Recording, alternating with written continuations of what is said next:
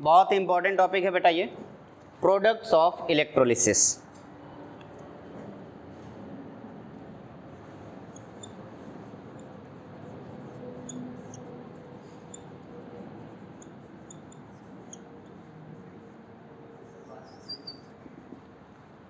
Electrolysis के product की बात अगर हम करें, मैंने आप लोगों को इलेक्ट्रोलिसिस पढ़ाते समय क्या क्या बताया? इलेक्ट्रोप्लेटिंग बताया था, इलेक्ट्रोलिसिस बताया था, इलेक्ट्रो रिफाइनिंग बताया था, है ना, और 3 चीज़ें बताई थी।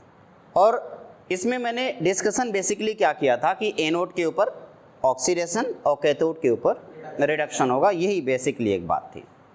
सोचो किसी बच्चे ने मुझसे एक बार ये क्वेश्चन पूछा था, शायद आप ही में से किसी ने पूछा था कि इलेक्ट्रोड अगर है आपके पास, जिस इलेक्ट्रोड को मैं लगाता था, जैसे जिंक का इलेक्ट्रोड मैंने लगाया तो मैं उसी का सॉल्यूशन यूज करता था ZnSO4, और मैंने अगर कॉपर का इलेक्ट्रोड लगाया तो CuSO4 यूज करता था। क्या हो अगर इलेक्ट्रोलाइट अलग हो और इलेक्ट्रोड अलग हो?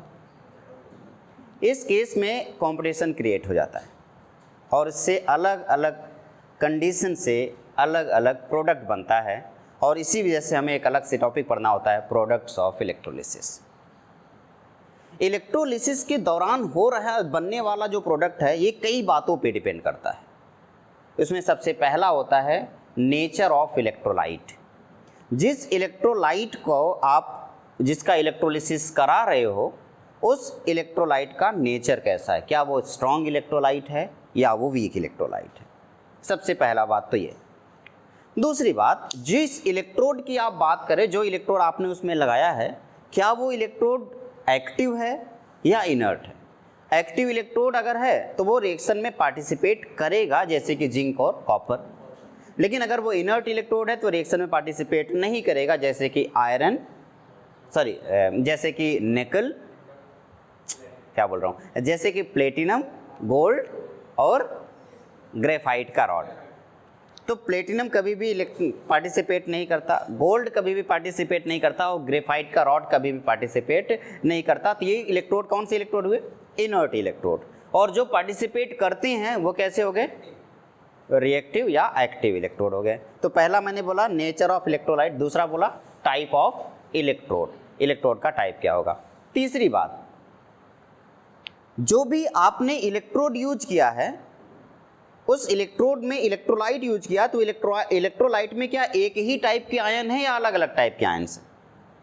सोचो, जैसे किसी भी इलेक्ट्रोलाइट में Na+ भी है और H+ भी है।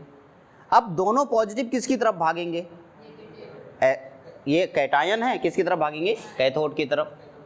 अब दोनों कैथोड की तरफ भागें, लेकिन रिड्यूस तो कोई एक ही होगा, तो उन दोनों में कॉम्पिटिशन होगा, सोडियम या हाइड्रोजन, कौन रिड्यूस होगा। उस केस में आप देखेंगे SRP, जिसका SRP ज़्यादा होगा वो आसानी से रिड्यूस होगा, और जिसका SRP कम होगा वो रिड्यूस नहीं होगा। यस और नो, क्लियर है ना। तो मैंने अभी भी क्या बताया, मैंने बोला कि एक और बात है जिसके ऊपर ये डिपेंड करता है, वो है कि उस इलेक्ट्रोलाइट के अंदर कितने टाइप के अलग अलग आयंस प्रेजेंट हैं जो कि ऑक्सीडाइज या रिड्यूस होने वाले हैं। और चौथा पॉइंट है उस आयंस की SRP कितनी है। ये 4 पॉइंट के ऊपर आपका प्रोडक्ट ऑफ इलेक्ट्रोलिसिस डिपेंड करता है।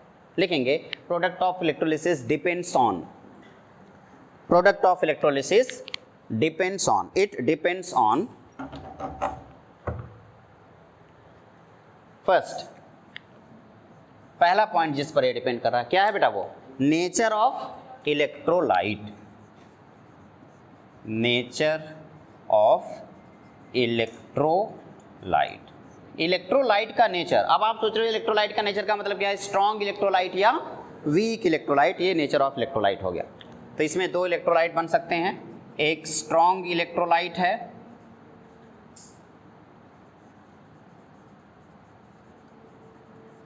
और दूसरा है वीक इलेक्ट्रोलाइट।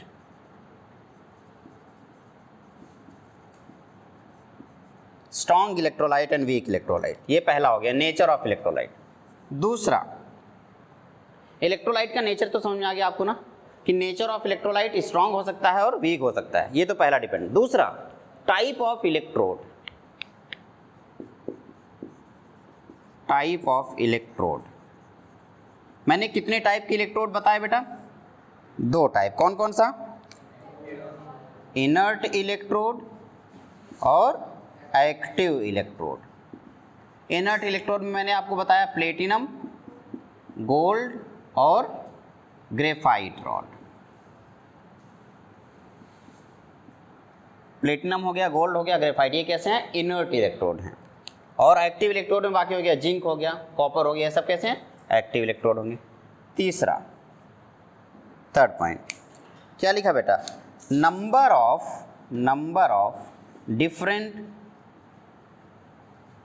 आयंस, या सिर्फ लिखें different ions present in electrolyte. Electrolyte में कितने टाइप के आयंस प्रेजेंट हैं। और सबसे लास्ट में फोर्थ पॉइंट क्या है बेटा? SRP of ions in electrolyte. फिर से एक बार देखें, मैंने आपको क्या बताया? प्रोडक्ट ऑफ इलेक्ट्रोलिसिस किन किन बातों पे डिपेंड करता है। प्रोडक्ट ऑफ इलेक्ट्रोलिसिस 4 मेन बातों पे डिपेंड करता है। पहला है nature of electrolyte, nature of electrolyte में स्ट्रॉन्ग इलेक्ट्रोलाइट है या वीक इलेक्ट्रोलाइट। दूसरा, टाइप ऑफ इलेक्ट्रोड कौन सा है, क्या वो इनर्ट इलेक्ट्रोड है या एक्टिव इलेक्ट्रोड है। तीसरा, कितने टाइप के, अलग अलग टाइप के आयंस इलेक्ट्रोलाइट के अंदर प्रेजेंट हैं। और आखिरी है SRP ऑफ आयंस, यानी कि standard reduction potential of ions. अगर किसी भी आयन की SRP ज़्यादा है तो वो रिड्यूस होगा, और किसी आयंस की SRP कम है तो वो ऑक्सीडाइज होगा। क्या ये बात क्लियर होगी? कोई दिक्कत तो नहीं है ना? डन। अब सवाल ये है कि हम सबको पता है कि रिडक्शन हमेशा कैथोड पे होता है। क्या ये हमें पता है ना? किसको नहीं पता है?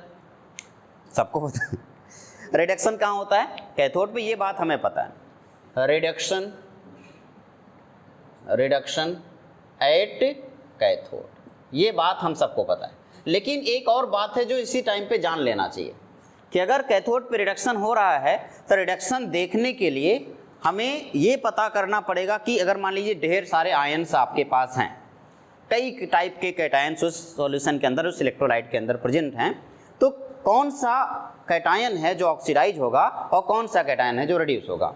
तो मुझे क्या देखना है? कैथोड के ऊपर क्या होना है? रिडक्शन होना है। तो रिडक्शन देखने के लिए क्या SRP देखना जरूरी है। आपके पास 2 आयन है तो दो कैटायन है तो कैटायन का SRP देख लो। जिसका SRP ज़्यादा हुआ वो क्या होगा? जिसका SRP ज़्यादा होगा वो रिड्यूस होगा, जिसका SRP कम होगा वो ऑक्सीडाइज होगा। तो आप लिखेंगे cation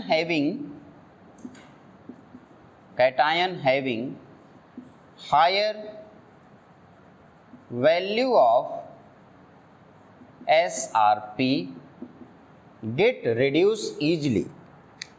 SRP get reduce easily,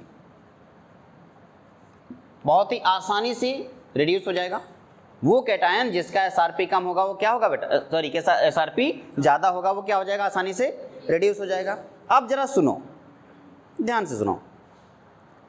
मैंने कहा कि मेरे पास सोडियम है और हाइड्रोजन है। सोडियम है और हाइड्रोजन, दिखा दोनों कैटायन है। Na+ और H+ दोनों कैटायन है। तो दोनों में से किसका SRP ज़्यादा है, किसका कम है? इसके SRP ज़्यादा और कम करने के लिए मैंने आपको पूरी सीरीज लिखवा रखी है। तो जो नीचे होता है इसकी SRP ज़्यादा होती है, जो ऊपर होता है उसकी SRP कम होती है। तो हाइड्रोजन ऊपर है या नीचे है? सोडियम से क्या है? नीचे है। यानी मैंने लिखबा सर काना और उसके बाद मांगे आलू मंजन करके फिर भी कोई नहीं सुन पाए, अब जाके कहीं कौन आएगा? हाइड्रोजन। तो हाइड्रोजन सोडियम से नीचे है, तो यानी कि SRP of hydrogen is more than SRP of sodium. तो कौन जल्दी से रिड्यूस हो जाएगा, हाइड्रोजन या सोडियम? हाइड्रोजन रिड्यूस हो जाएगा। क्या बात क्लियर होगी? कोई दिक्कत तो नहीं है? गुड। अब दूसरी बात, ऑक्सीडाइज होने की बात करेंगे। ऑक्सीडाइज कौन होगा? दूसरा ऑक्सीडेशन। फिर से एक बार बताना बेटा, अगर मुझे किसी भी एलिमेंट को रिड्यूस करना है तो बेसिकली सिर्फ क्या देखना है? SRP ज़्यादा तो रिड्यूस, SRP कम तो ऑक्सीडाइज। क्या बात क्लियर होगी? तो ठीक है। तो ये हो गया कैथोड पे जिसको आप रिडक्शन बता रहे हो उसकी SRP देख करके हम काम कर सकते हैं। दूसरी बात, अगर मैं एनोड की बात करूं तो एनोड पे क्या होगा? ऑक्सीडेशन होगा। अगर एनोड पे ऑक्सीडेशन हो रहा है तो ऑक्सीडेशन किसका आसानी से होगा, जिसका एसआरपी कम है या एसआरपी ज़्यादा? जिसका एसआरपी कम है उसका वो एनोड पे होगा। अभी थोड़ी सी जगह मैं छोड़ करके यहाँ पे लिख दे रहा हूँ ऑक्सीडेशन एट एनोड। अभी कोई लिखेगा नहीं, जब बोलूँगा तब लिखना ऑक्सीडेशन एट एनोड। तो एनोड पे अगर ऑक्सीडेशन होना है तो एनोड पे ऑक्सीडेशन होने के लिए एसआरपी की वैल्यू कम या ज़्यादा? कम होना चाहिए। तो क्या लिखेंगे? Anion having less lower value of SRP. ठीक है, लिखेंगे एनायन, अभी लिखेंगे नहीं, मैं लिख दे रहा हूँ anion having lower value of SRP get oxidise. जिसकी एसआरपी वैल्यू कम होगा वो आसानी से ऑक्सीडाइज हो जाएगा। क्या ये बात क्लियर होगी? गुड। अब जरा बेटा समझने की कोशिश करो। एनायन में कभी कभी क्या होता है कि कोई किसी की एसआरपी वैल्यू कम होती है तो उसे ऑक्सीडाइज होना है। जैसे वाटर की एसआरपी वैल्यू हैलोइड के एसआरपी वैल्यू से कम है तो वाटर क्या होगा? ऑक्सीडाइज होगा। यस और नो? लेकिन एक दिक्कत आती है, वाटर का ऑक्सीडाइज होने का जो प्रोसेस है वो बहुत ही अगर काइनेटिकली देखा जाए तो बहुत ही स्लो है। अब जब कोई भी स्लोवेस्ट रिएक्शन होता है जिसकी केमिकल काइनेटिक्स बहुत स्लो होता है, जिसका रेट बहुत स्लो होता है, उसको लोअर वोल्टेज वो रिएक्शन होता ही नहीं है। तो उसको रिएक्शन कराने के लिए हमें हायर वोल्टेज और देना पड़ता है। जो एक्स्ट्रा वोल्टेज हमें देना पड़ता है उसे ओवर पोटेंशियल बोलते हैं। तो ओवर पोटेंशियल क्या है? ओवर पोटेंशियल तब यूज होता है जब कोई एक स्लोवेस्ट रिएक्शन है जिसका रिएक्शन रेट बहुत कम है, वो स्लो मतलब लोअर वैल्यू पर लोअर पोटेंशियल पे काम नहीं कर पाता और रिएक्शन नहीं होता। इसलिए हमें क्या करना होता है? ओवर पोटेंशियल देना होता है। कुछ एक्स्ट्रा पोटेंशियल हमें बाहर से क्रिएट करना होता है, देना पड़ता है ताकि वो रिएक्शन हो पाए। उस केस में अगर मैं हैलाइड की बात करूं, ध्यान से सुनना, अगर मैंने हैलोजन की बात की, हैलोजन तो X माइनस होता है ना, X माइनस अपने आप को किस में कन्वर्ट करेगा? X2 और उस टाइम पे 2 इलेक्ट्रॉन लूज करेगा। तो ये ऑक्सीडेशन हो रहा है या नहीं? अब साथ में अगर मैं वाटर की बात करता तो वाटर भी ऑक्सीडाइज होता है। 2 मोल्स ऑफ H2O है, ये ऑक्सीडाइज होगा O2 में, और जब O2 में ऑक्सीडाइज होगा और साथ ही साथ OH माइनस रिलीज करेगा। जल्दी से मुझे बताओ, तो यहाँ पे O2 बन गया और 2H माइनस। अभी क्या हमें बैलेंसिंग सही है या गलत है? क्या गलती है? इधर 4 होगा, इधर कहाँ पे? यहाँ पे OH के आगे 4 लगा दूँ? अच्छा, तो यहाँ पे 4 लगा दिया तो 4 ऑक्सीजन, यहाँ पे ऑक्सीजन 4 हो गया और यहाँ पे H2O4 कर दूँ। चलो लो 4 कर दिया, क्या बैलेंस हो गया? तो आपने कहा कहाँ बैलेंस हुआ? आप कर दूँ? अच्छा, 1 मिनट। चलो, अगर मैं कहूँ कि H2O किस में कन्वर्ट हो रहा है? OH माइनस में।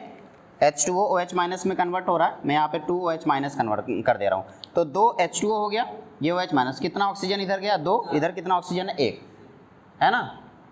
तो बैलेंस हो सकता है और कोई किसी रीजन से नहीं हो सकता, H प्लस भी जाएगा। इस रिएक्शन को बैलेंस करके देखो एक बार। यहाँ पे H2O है, ये H2O यहाँ पे माइनस आ रहा है, इसका मतलब इलेक्ट्रॉन गेन हो रहा है। तो यहाँ पे क्या आना चाहिए? प्लस आना चाहिए ताकि ये ऑक्सीडाइज हो सके। तो यहाँ पे H प्लस है एक्चुअली। अब जाकर आप इसे बैलेंस करो, अब हो जाएगा। क्या होगा बताओ? 2H2O 4H plus.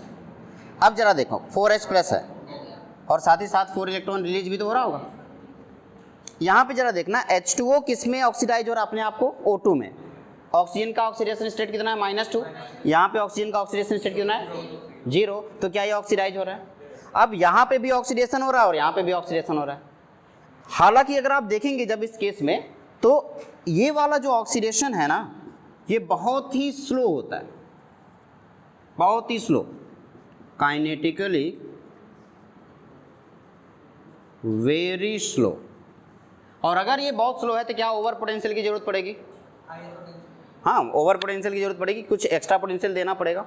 तो इस वजह से जब भी कभी हैलोजन के साथ H2 दिख जाए तो समझ लेना H2O कभी ऑक्सीडाइज नहीं होगा। कौन ऑक्सीडाइज होगा?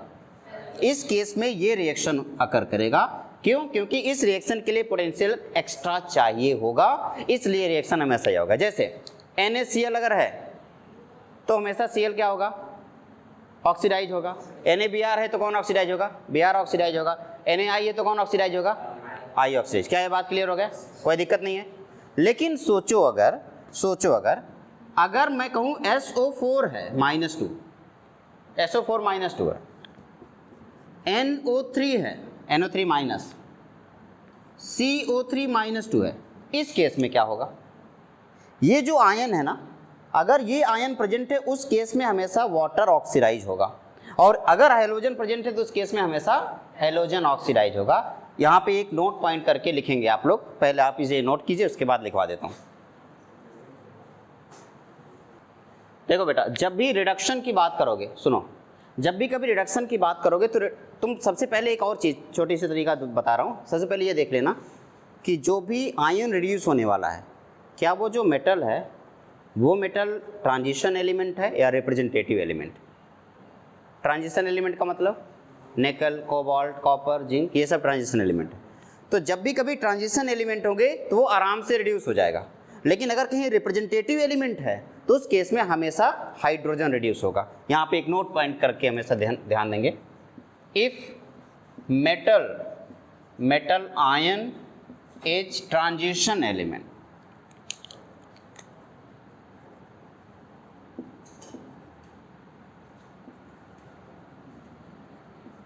then it will reduce। लेकिन अगर ट्रांजिशन एलिमेंट के बजाय रिप्रेजेंटेटिव एलिमेंट हो, if metal ion is representative element, representative element का मतलब जैसे सोडियम हो गया, लिथियम हो गया, पोटेशियम हो गया, उस टाइम पे कौन रिड्यूस होगा? हाइड्रोजन। क्यों? क्योंकि सोडियम, पोटेशियम, लिथियम के कंपेयर में अगर देखा जाए तो हाइड्रोजन का SRP ज़्यादा है और इस वजह से हाइड्रोजन रिड्यूस होगा। तो अगर SRP आपको याद नहीं है तब भी आसानी से आप कर सकते हो। ट्रांजिशन एलिमेंट है तो वो रिड्यूस होगा, और अगर रिप्रेजेंटेटिव एलिमेंट है तो हाइड्रोजन होगा। Representative element, then hydrogen will get reduce. एक बार फिर से समझ लेते हैं, रिडक्शन कहाँ पे हो रहा है? कैथोड पे। ऑक्सीडेशन कहाँ पे हो रहा है? एनोड पे। ये बात क्लियर है। तो रिडक्शन होने के लिए सबसे पहले आप क्या देख लो? सीधे क्या देख लोगे? Higher SRP। अब हायर SRP मान लो किसी को पता नहीं है तो बस एक छोटा सा दूसरा तरीका भी मैं बता रहा हूँ कि ट्रांजिशन एलिमेंट देख लो कि क्या वो ट्रांजिशन एलिमेंट है या रिप्रेजेंटेटिव एलिमेंट। अगर ट्रांजिशन एलिमेंट है तो वही रिड्यूस होगा, और अगर रिप्रेजेंटेटिव एलिमेंट है तो हाइड्रोजन रिड्यूस होगा। अब दूसरी बात है ऑक्सीडेशन की। ऑक्सीडेशन में फिर से मैंने बोला कि जिसका SRP क्या होनी चाहिए? कम होगा, वो ऑक्सीडाइज होगा। लेकिन अगर मान लो कभी भी क्वेश्चन में एनायन है तो क्या क्या हो सकता है? एनायन है तो X हो सकता है, SO4 -2 हो सकता है, NO3 माइनस हो सकता है, CO3 -2 हो सकता है। ये एनायन हो सकते हैं। अगर X माइनस है तो हमेशा वही ऑक्सीडाइज होगा। लेकिन अगर इन सब में से कोई है तो कौन ऑक्सीडाइज होगा? Then water will oxidise. ठीक है ना? इन तीनों की केस में कौन ऑक्सीडाइज होगा? Water. Then water will oxidise. और इसके केस में, अगर इसके केस में है तो कौन ऑक्सीडाइज होगा? Halogen will oxidise. अब इसकी कुछ एग्जाम्पल्स जरा देख लेते हैं, फटाफट आंसर आपको अपने आप पता चल जाएगा। जरा देखना बेटा, अभी कोई लिखेगा नहीं, बस इधर देखेगा। चलो आप सभी लोग इधर देख लो। मैंने कहा सबसे पहला क्वेश्चन नंबर 1, मैंने कहा इलेक्ट्रोलिसिस ऑफ मोल्टेन NaCl। पहला question, electrolysis of molten NaCl। क्या मैंने एक्वस लिखा तो क्या इसमें वाटर होगा? नहीं। अब आपके पास कैटायन बताओ कौन कौन सा है? आपके पास कैटायन कौन है? Na+। एनायन कौन है? Cl-। At inert electrode, electrode हमने क्या रखा है? इनर्ट। अब इलेक्ट्रोड इनर्ट रखा है तो इलेक्ट्रोड पार्टिसिपेट करेगा नहीं, पार्टिसिपेट कौन करेगा? आयंस। अब आयंस में सिर्फ कैटायन अकेला है और एनायन भी अकेला है, तो कैटायन का क्या होगा? रिडक्शन। एनायन का क्या होगा? तो अब आप बड़े आराम से कह सकते हो कि एट ए नोट कौन सा रिएक्शन होगा? ऑक्सीडेशन। किसका है ऑक्सीडेशन होगा? Cl का। तो आप कहेंगे Cl minus gate Cl2 plus 2 electron, यही होगा। तो कौन सा गैस निकल रहा होगा? Cl2। किस पर? ए नोट पे। एट कैथोड क्या होगा बताओ? एट कैथोड क्या होगा? आपने कहा कि sir Na plus 1 electron gives sodium solid. तो अगर मान लीजिए आपके पास मोल्टेन NaCl है, तो मोल्टेन NaCl के केस में सिर्फ दो कैटायन, एक कैटायन और एक एनायन है। कोई कॉम्पिटिशन है क्या? बिल्कुल भी नहीं। लेकिन अगर यही क्वेश्चन बदल दिया जाता और बोला जाता है electrolysis of aqueous NaCl, electrolysis of aqueous NaCl। अब जल्दी से मुझे बताओ कैटायन कौन कौन से हैं आपके पास? एक तो Na प्लस है और दूसरा कौन है? H plus. एक्वस है तो वाटर वाला भी तो होगा। और इस केस में एनायन बताओ कौन कौन से हैं बेटा? अब आपने कहा anion Cl minus and OH minus. अभी मैंने आपको बता दिया, आपको क्या देखना है? पहले तो क्या देखना है कैथोड पे? क्या ये रिप्रेजेंटेटिव एलिमेंट है या फिर ट्रांजिशन एलिमेंट है? अगर ये रिप्रेजेंटेटिव एलिमेंट है तो कौन रिड्यूस होगा? तो आप समझ गए हैं ना कि ए नोट पे क्या होने, कैथोड पे क्या होगा? रिडक्शन। किसका? हाइड्रोजन पर। तो इस तरीके से एट कैथोड क्या होगा? एट कैथोड आपने कहा कि H plus 1 electron gives H2। क्या ये बात क्लियर हो गया? 2H plus 2 electron gives H2। Clear है ना? एट कैथोड हो गया। एट ए नोड बताओ। एट ए नोड अभी मैंने आपको बताया, ए नोड पे अगर कभी हेलोजन है तो ओवर पोटेंशियल की वजह से वो खुद ही ऑक्सीडाइज होगा। तो अब यहाँ पे OH अगर है तो ऑक्सीडाइज होगा क्या? नहीं। कौन ऑक्सीडाइज होगा? Cl। तो क्या लिखेंगे आप? Cl minus gives Cl2 plus 2 electron. तो अभी एक और बात, एक प्रॉब्लम और आ गई। आपने कहा सर एक जगह हाइड्रोजन मिल रहा है और एक जगह, लेकिन जब NaCl टूटा होगा तो Na प्लस बना होगा प्लस Cl माइनस बना होगा। Cl माइनस को तो आपने भेज दिया, रिड्यूस हो गया, Na प्लस रह गया। और जब H2O टूटा होगा तो क्या बना होगा? H प्लस बना होगा और OH माइनस बना होगा। H2O तो आपने यूज कर लिया, क्या बचा?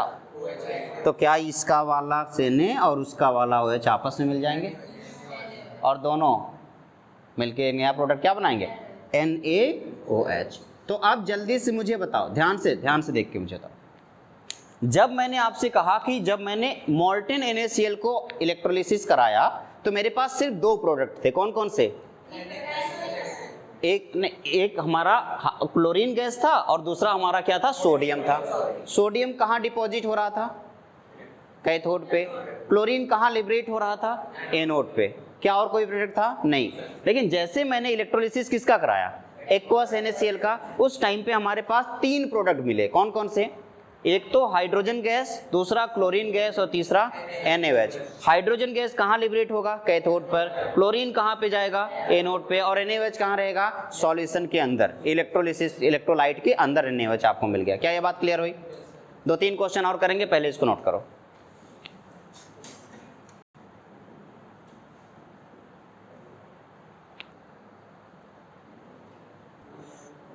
एक और बात, कभी कभी क्या होता है कि हम दोनों इलेक्ट्रोड सेम यूज करते हैं। जब भी कभी दोनों इलेक्ट्रोड सेम यूज करोगे तो हमेशा उसी दोनों इलेक्ट्रोड का, जैसे दोनों तरफ मैंने कॉपर यूज किया तो कॉपर का ही ऑक्सीडेशन और कॉपर का ही रिडक्शन यूज होगा। दोनों तरफ मैंने Ag यूज किया तो Ag का ही ऑक्सीडेशन और Ag का ही रिडक्शन होगा। क्या ये बात क्लियर हो गई? कोई दिक्कत तो नहीं है ना? अब जरा एक बार इस जो भी हमने पूरा प्रोडक्ट ऑफ इलेक्ट्रोलिसिस पढ़ा, इसको फाइनल टच देते हैं, फटाफट करते हैं। देखो, प्रोडक्ट ऑफ इलेक्ट्रोलिसिस किन किन बातों पे डिपेंड करता है? सबसे पहला है नेचर ऑफ इलेक्ट्रोलाइट। अगर इलेक्ट्रोलाइट वीक है तो इलेक्ट्रोलिसिस प्रोडक्ट का अलग होगा, और अगर इलेक्ट्रोलाइट स्ट्रांग होगा तो प्रोडक्ट अलग होगा।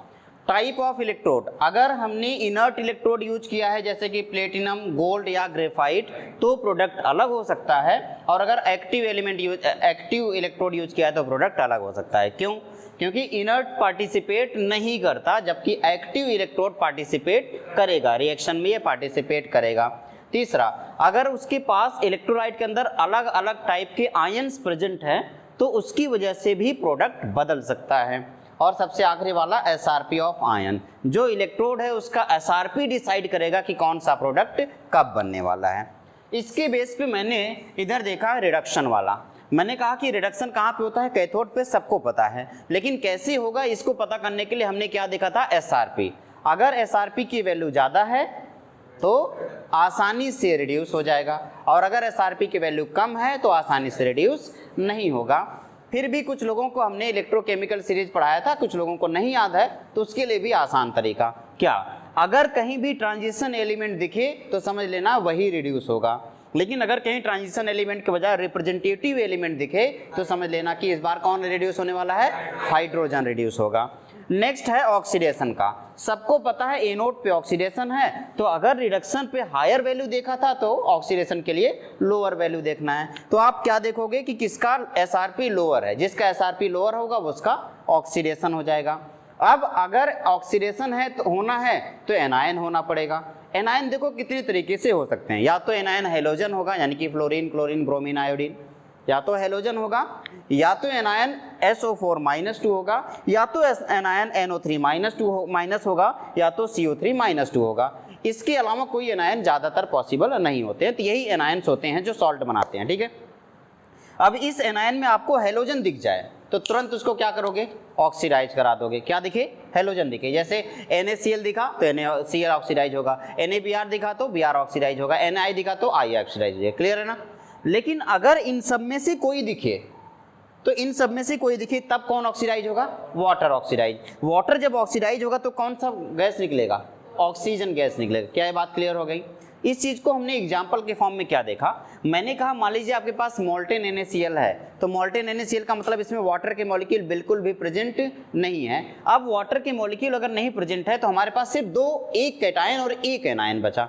एक कैटायन कौन सा है, सोडियम। एनायन कौन सा है, कैटायन का क्या होगा, रिडक्शन। एनायन का क्या होगा, ऑक्सीडेशन। तो मैंने रिडक्शन किस पे होता है, कैथोड पे, तो एट कैथोड मैंने सोडियम का रिडक्शन करा के सोडियम डिपॉजिट करा दिया। आपने कहा इसके इलेक्ट्रोलिसिस से सोडियम कैथोड के ऊपर डिपॉजिट हुआ, और साथ ही साथ क्लोरीन का ऑक्सीडेशन होकर क्लोरीन गैस एनोड पे निकल गया।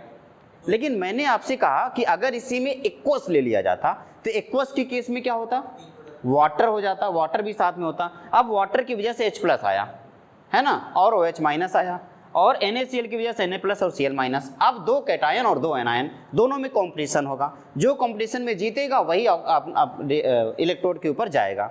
अब देखो Na+ और H+ में कॉम्पिटिशन होगा, इन दोनों को रिड्यूस होना है, तो रिड्यूस कौन होता है, जिसका एसआरपी ज़्यादा होता है। तो किसका एसआरपी ज़्यादा है, हाइड्रोजन का, तो इसलिए हाइड्रोजन रिड्यूस हो जाएगा।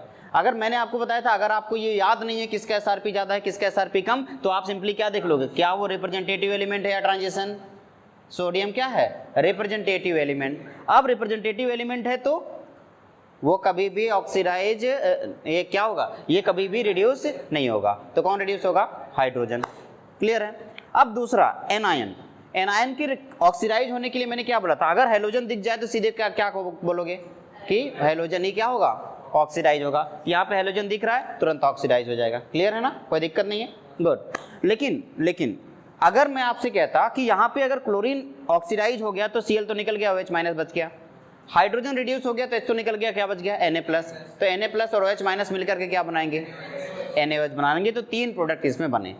कुछ और रिएक्शंस हैं जिनको देख लेते हैं। एनसीईआरटी के एक्सरसाइज का सबसे आखिरी जो सवाल है उसके बारे में डिस्कस करते हैं। पहले मैं इसे रेज कर देता हूँ फिर डिस्कस करेंगे। एनसीईआरटी एक्सरसाइज का सबसे लास्ट क्वेश्चन है क्वेश्चन नंबर 18। उसका पहला पार्ट जरा देखो, इसमें लिखा हुआ an aqueous solution of AgNO3 with silver electrode. ध्यान से सुनो, किसका इलेक्ट्रोलिसिस कराया जा रहा है बेटा, इलेक्ट्रोलिसिस किसका कराया जा रहा है, electrolysis of AgNO3 at Ag electrode. तो जल्दी से मुझे बता दो Ag इलेक्ट्रोड के ऊपर किसका इलेक्ट्रोलिसिस होने वाला है? AgNO3 का। तो AgNO3 है तो ये किस में टूटेगा? जरा बताओ कैटायन कौन सा हुआ? कैटायन कौन सा हुआ? Ag+। अब इसका इलेक्ट्रोलिसिस है तो साथ ही में लिखा हुआ, उन्होंने लिखा नहीं है लेकिन मान लो कि ये H+ होगा। क्यों? क्योंकि एक्वस है। तो अगर ये एक्वस है तो इस पर प्लस H+, तो आपके पास दो कैटायन है, कौन कौन सा? H+ और Ag+। ठीक है, एनायन बताओ बेटा। NO3- and OH-। ठीक है, कोई दिक्कत नहीं है ना? फिर से देखना, एक और बात ध्यान से देख लेना। मैंने एक और बात बताया था कि अगर इलेक्ट्रोड सेम हो, इलेक्ट्रोलाइट और इलेक्ट्रोड सेम हो, तो दोनों काम किसका होगा? उसी एलिमेंट का होगा।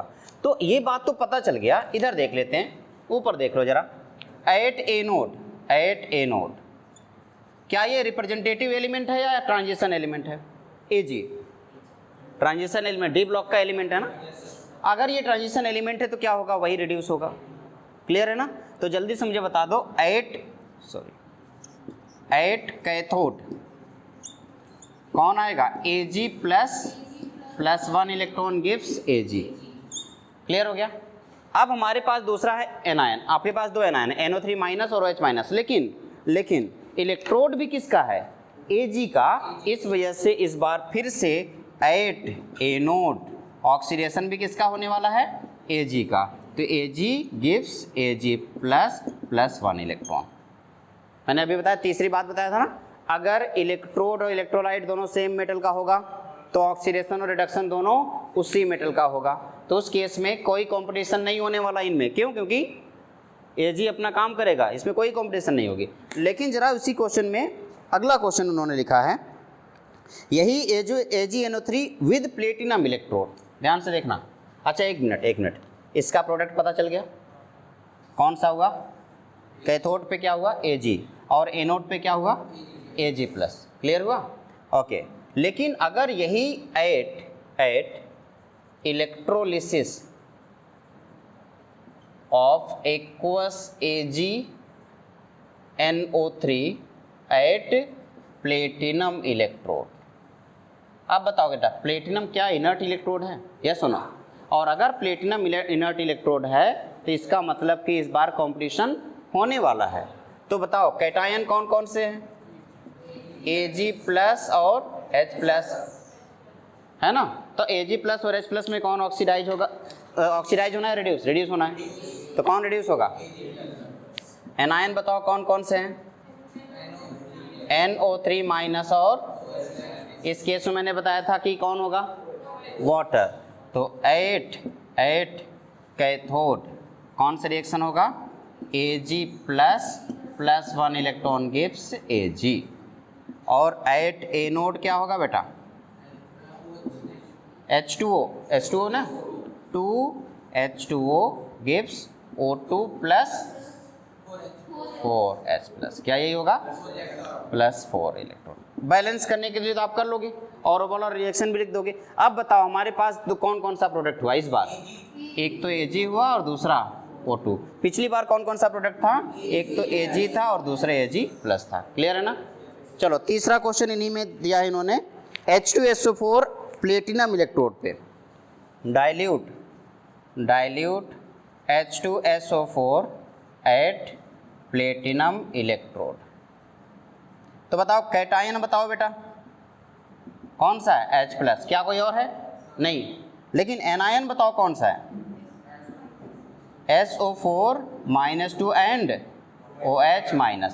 तुरंत बता दो, कैटायन में कोई कंपटीशन है क्या? नहीं। तो रिड्यूस कौन होगा? H+। तो एट कैथोड कौन सा रिएक्शन होगा बताओ? आपने कहा कि sir H++1 electron gives H2, half H2, 2H कर देता हूँ, चलो 2 एंड H2। ठीक है। अच्छा एट कैथोड ये हो गया। एनोड पे बताओ कौन होगा? At anode. अब SO4 तो नहीं आएगा ना, कौन होगा? H2O। तो ऊपर लिखा हुआ H2O, 2H2O gives O2+4H++4 electron. क्या ये बात क्लियर हो रही है? कोई दिक्कत तो नहीं है? आसान था। अगला मैं पूछ लेता हूँ, आप बता देना बस ऐसे ही। लास्ट वाला, एक्वस CuCl2। एक्वस CuCl2 है, तो Cu प्लस और H प्लस में कौन? Cu प्लस और H प्लस Cu, क्यों? क्योंकि Cu ट्रांजिशन एलिमेंट है। और नेगेटिव में Cl माइनस और OH माइनस कौन? Cl minus. तो एनोड पे कौन होगा? Cl minus. कैथोड पे कौन होगा? Cu plus. और क्या और कोई प्रोडक्ट बनेगा? हाँ हाँ बताओ कौन सा? Cu प्लस और Cl माइनस। क्या और कोई प्रोडक्ट बनेगा? नहीं बनेगा। क्यों? क्योंकि यही Cu ही रिड्यूस हो रहा है और Cl ऑक्सीडाइज हो रहा है। तो अगर मान लो कभी वाटर का एक रिड्यूस होता और जो मेटल आपको दिया गया उसका एक रिड्यूस अलग होता, तो जा करके ये बनता। क्लियर है ना? अदरवाइज नहीं बनेगा। कोई दिक्कत? तो इस तरीके से हमने प्रोडक्ट ऑफ इलेक्ट्रोलिसिस अच्छे से कवर कर लिया। ये चैप्टर आपका पूरा खत्म हो जाता है। आपका काम क्या है? एनसीईआरटी के हर एक क्वेश्चन को